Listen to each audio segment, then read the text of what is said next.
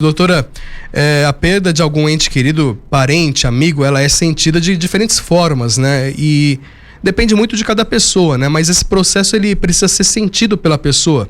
É necessário passar pelas fases. A gente fala de estágios do luto, onde tem a negação, a raiva, a depressão e depois, posteriormente, aquela aceitação.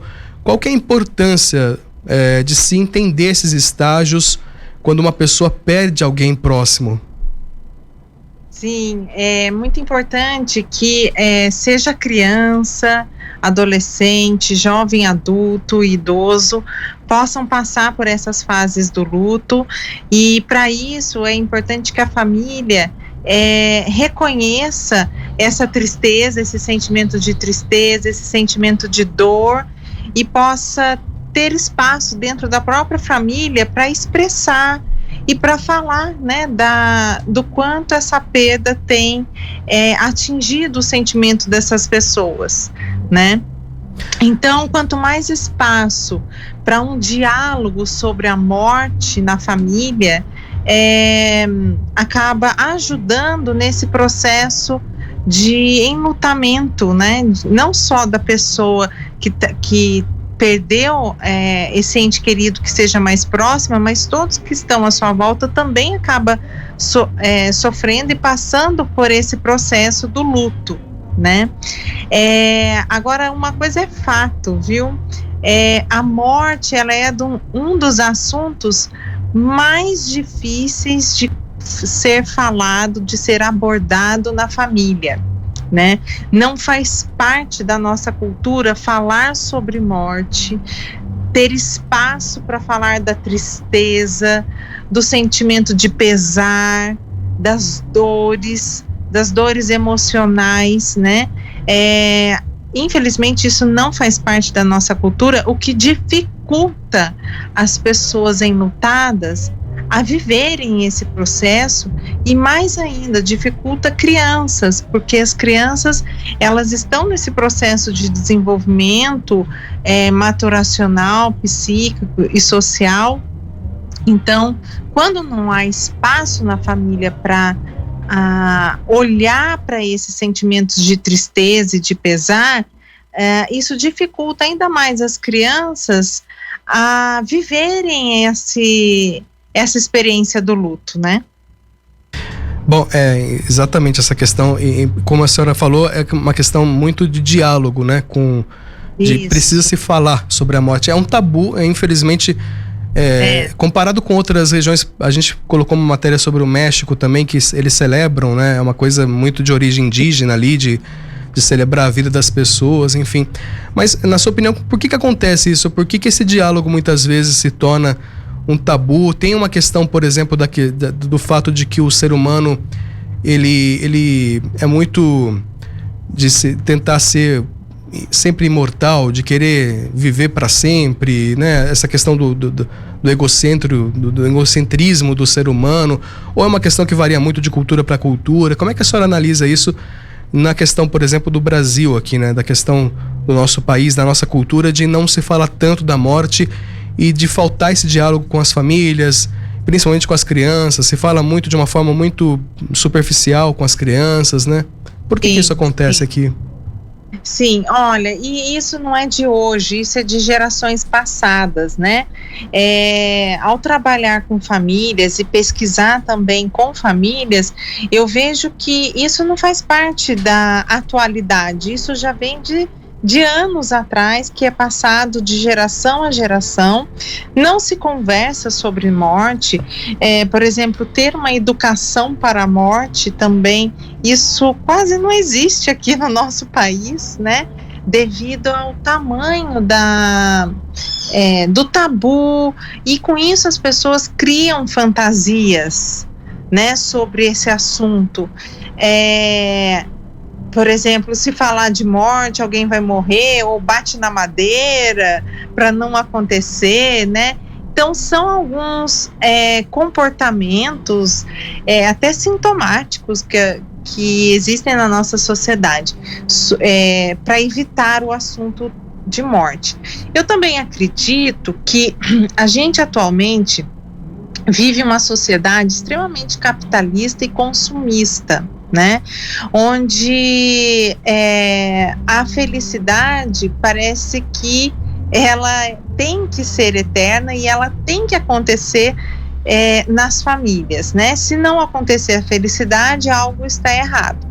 Então, não há espaço para tristeza, não há espaço para chorar, né? Para as crianças chorarem, para os homens, as mulheres, até por uma cultura machista, se entende que a mulher tem que ser a mais frágil, a sensível para chorar, mas o homem não pode chorar, né? Então, isso essa forma de conceber o assunto da morte dificulta para as crianças, para os homens e para todos nós aprendemos a lidar com a morte, né? Doutora, a morte, na grande maioria das vezes, ela é de forma repentina, né? Você não consegue se despedir da pessoa, porém, alguns casos em que, por exemplo, com questão de doenças terminais, a família até consegue ter um certo momento de despedida, os amigos, os familiares. E a pandemia tirou muito isso das famílias, né? A pessoa estava bem, de repente ela no outro dia já estava entubada e morria. São milhares de casos assim que ocorreram, muitos funerais que tiveram de ser feitos com caixão fechado, ou até mesmo não ter a cerimônia. O que isso significa? Qual que é a relevância disso para quem fica? Como é que a pandemia mexeu com esse processo de superar a dor da perda, de você enterrar um ente querido? Qual que é a relevância disso para quem ficou aqui, de não ter essa despedida, né? Mesmo que de uma forma no velório, no funeral? Sim, isso que você está falando é muito importante e faz parte do processo do luto, a gente passar por esse ritual do velório, né, da despedida. Se não deu para ser despedido dessa pessoa viva, fazer a despedida no velório, né? Mas a pandemia simplificou esse ritual e muitos não puderam se despedir, muitos não puderam passar pelo ritual, esse rito de passagem, né, da morte. E isso pode ter dificultado o processo de enlutamento das pessoas, né? O que fica muito para quem passou por essa experiência, de que há uma necessidade de falar sobre a morte, né? Existe a morte boa. A morte boa é quando a gente consegue de fazer essa despedida em vida, né? Com a pessoa consciente ou muitas vezes em lapsos, né, de consciência, fazer isso com a pessoa, né? Mas isso é quando tem essa abertura da própria família para identificar esse momento e poder conversar, ou até mesmo nem esperar a pessoa no leito de morte para falar, para fazer a despedida. Mas a morte boa é o que essa pessoa gostaria que fizessem com ela para que ela pudesse morrer de uma maneira boa, né? O que essa pessoa gostaria de que fizessem com ela, né? Então, assim, a gente também precisa respeitar.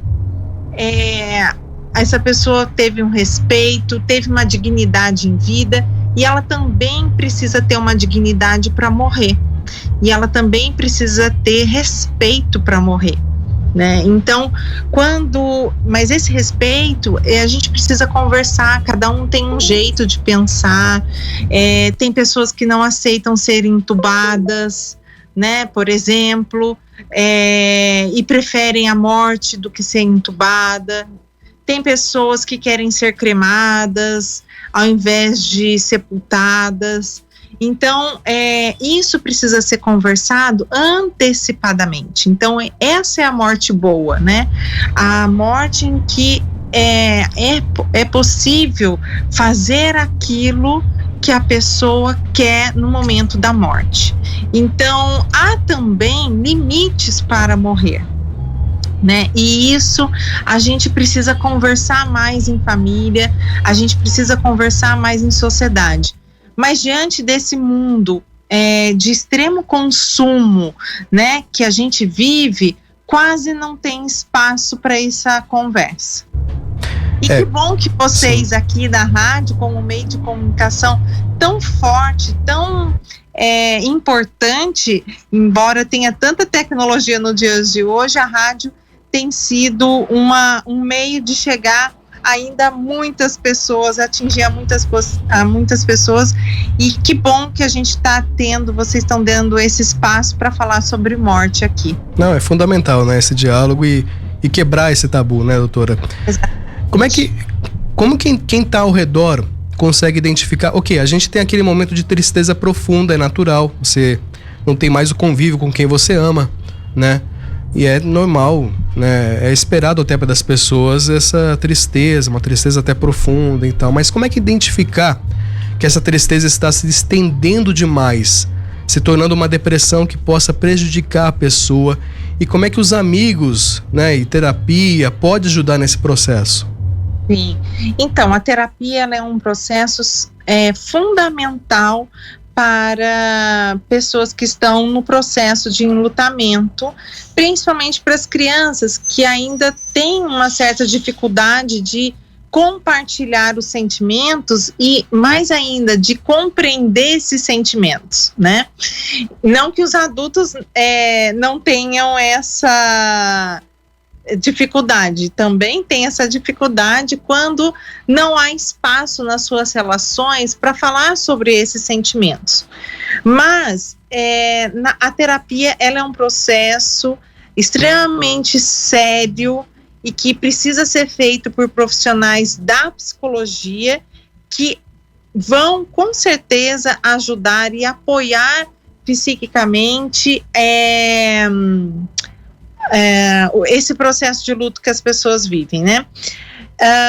Mas é preciso também que as famílias, né, possam estar observando e, se possível, participando também desse processo de terapia para ajudar essas pessoas enlutadas, porque, como eu falei, não é só uma pessoa enlutada, mas todas as pessoas que estão ao redor dessa pessoa, dessas pessoas enlutadas, compartilham dessa experiência de tristeza, dessa experiência do sentimento de pesar, né?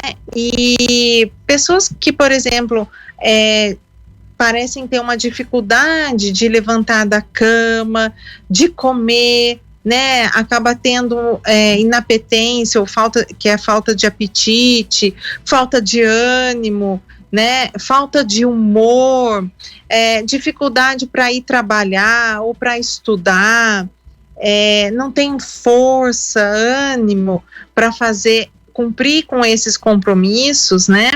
É importante olhar para isso e pedir uma ajuda profissional para os profissionais da psicologia para iniciar esse processo de terapia, né?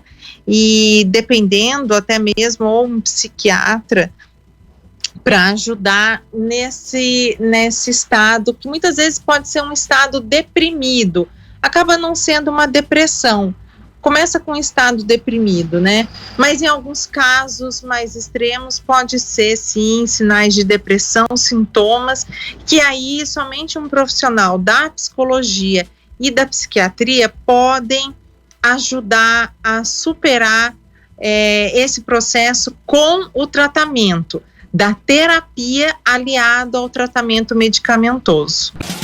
Jornal da Tarde. O resumo das notícias do dia, aqui na 012 News. Oferecimento: Casa de Carnes Esquina do Boi, Rua Aldemo Veneziane, no Alto da Ponte. Casa de Carnes Esquina do Boi. A qualidade que vai te surpreender.